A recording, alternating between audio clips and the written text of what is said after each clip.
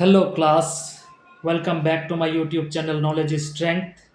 আজকে reported স্পিচের second পার্টটা নিয়ে তোমাদের সামনে এসেছি।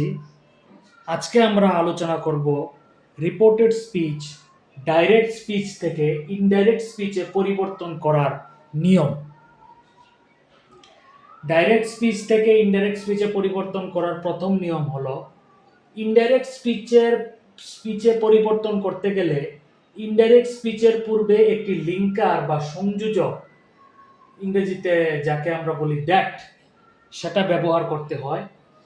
যেমন হি সেড আই এম বিজি, এটা হচ্ছে ডাইরেক্ট স্পিচ। এটাকে যদি আমরা ইনডাইরেক্ট স্পিচে পরিবর্তন করি, he said that he was busy, সে বলেছিল আমি ব্যস্ত, সে বলেছিল সে ব্যস্ত।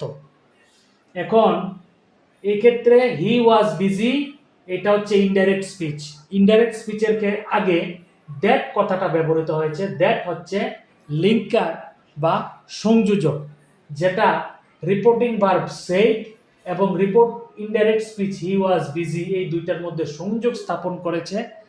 তাই এটাকে, এই দ্যাটটাকে লিঙ্কার বা সংযোজক হিসাবে আমরা ব্যবহার করি। ডাইরেক্ট স্পিচের ক্ষেত্রে ইনডাইরেক্ট স্পিচে পরিবর্তন করার এইটা হচ্ছে প্রথম নিয়ম। দ্বিতীয় নিয়ম হচ্ছে অর্থ অনুযায়ী প্রোনাউনের পরিবর্তন হয়। যেমন Salil said to his friend you are ill, Salil তার বন্ধুকে বলেছিল তুমি অসুস্থ। এখন যদি আমরা এটাকে ইনডাইরেক্ট স্পিচে পরিবর্তন করি, তাহলে আমরা বলবো Salil told his friend that he was ill, Salil তার বন্ধুকে বলেছিল যে সে অসুস্থ। এই ক্ষেত্রে দেখো ইউ আর ইল, ইউটা হচ্ছে প্রোনাউন, এটা পরিবর্তন হয়ে গেছে হি। তাই অর্থ অনুযায়ী প্রোনাউনের পরিবর্তন হয়। এটা হচ্ছে দ্বিতীয় নিয়ম।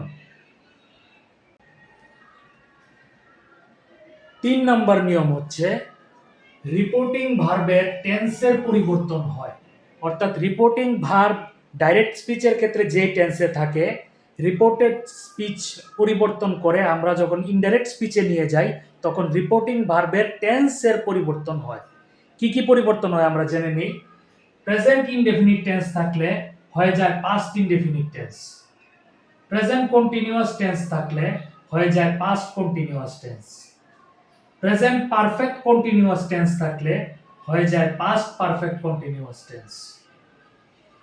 পাস্ট ইনডেফিনিট থাকলে বা প্রেজেন্ট পারফেক্ট থাকলে বা পাস্ট পারফেক্ট থাকলে হয়ে যায় past perfect tense.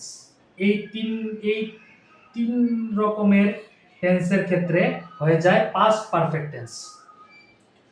Past continuous tense থাকলে হয়ে যায় পাস্ট পারফেক্ট কন্টিনিউয়াস টেন্স। আর যদি ফিউচার টেন্সের শ্যাল বা উইল থাকে, তাহলে সেটা ফিউচার টেন্সেরই শুড বা উডে রূপান্তরিত হয় বা পরিবর্তিত হয়। এখানে দেখো উদাহরণস্বরূপ দেখাচ্ছি। হি said I am writing a letter, he said that he was writing a letter. He said I am writing a letter, এটা হচ্ছে প্রেজেন্ট কন্টিনিউয়াস টেন্সে আছে। I am writing a letter, এটা প্রেজেন্ট কন্টিনিউয়াস টেন্সে আছে রিপোর্টেড স্পিচটা। কিন্তু আমরা যখন ইনডাইরেক্টে পরিবর্তন করতে যাই, তখন হি ওয়াজ রাইটিং এ লেটার, এটা পাস্ট কন্টিনিউয়াস টেন্সে পরিবর্তিত হয়ে গেছে। এর আগে আমরা নিয়মগুলির মধ্যে জেনেছি যে প্রেজেন্ট কন্টিনিউয়াস যদি থাকে তাহলে সেটা পাস্ট কন্টিনিউয়াস হয়ে যায়। এই ক্ষেত্রে এমটা হয়ে গেছে ওয়াজ, মানে হয়ে গেছে পাস্ট টেন্স, মানে পাস্ট প্রেজেন্ট কন্টিনিউয়াস টেন্সটা হয়ে গেছে পাস্ট কন্টিনিউয়াস টেন্স। 2 নম্বর উদাহরণ হচ্ছে হি said I have been suffering from fever, এটা প্রেজেন্ট পারফেক্ট টেন্সে আছে।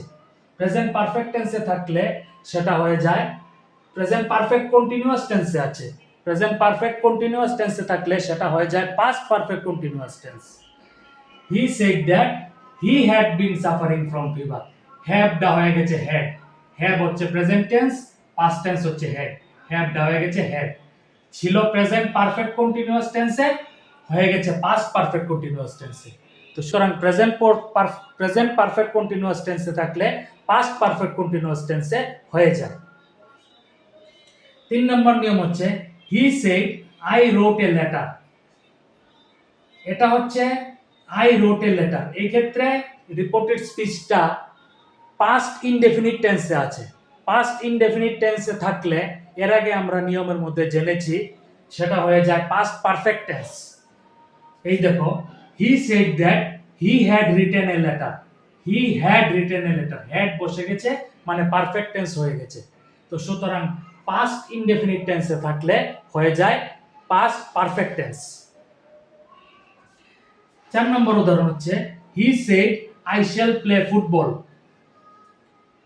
হি said I shall play football.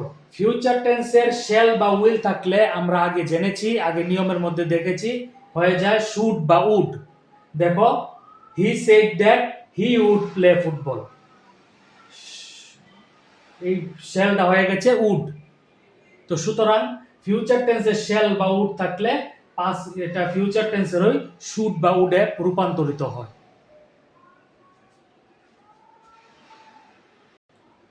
এই ক্ষেত্রে একটা বিশেষ নিয়ম তোমাদের বলে দেই, যেহেতু এখানে শ্যাল আছে তাহলে রিপোর্ট ইনডাইরেক্টে পরিবর্তন করতে গেলে এখানে শুড হওয়ার কথা, কিন্তু এখানে বসেছে উড।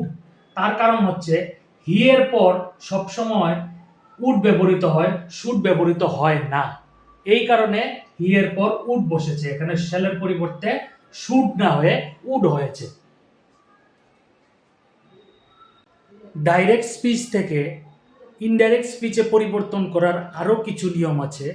যেমন ডাইরেক্ট স্পিচ থেকে ইনডাইরেক্ট স্পিচে পরিবর্তন করতে গেলে কিছু কিছু পরিবর্তন হয়, যেমন নাও থাকলে হয়ে যায় দেন, এগো থাকলে হয়ে যায় বিফোর, টুডে থাকলে হয়ে যায় দ্যাট ডে, টু নাইট থাকলে হয়ে যায় দ্যাট নাইট, টুমোরো থাকলে হয়ে যায় দ্য নেক্সট ডে, ইয়েস্টারডে থাকলে হয়ে যায় the previous day, last night থাকলে হয়ে যায় দ্য প্রিভিয়াস নাইট, হিয়ার থাকলে হয়ে যায় দেয়ার, দিস থাকলে হয়ে যায় দ্যাট, আর দিস থাকলে হয়ে যায় দোজ।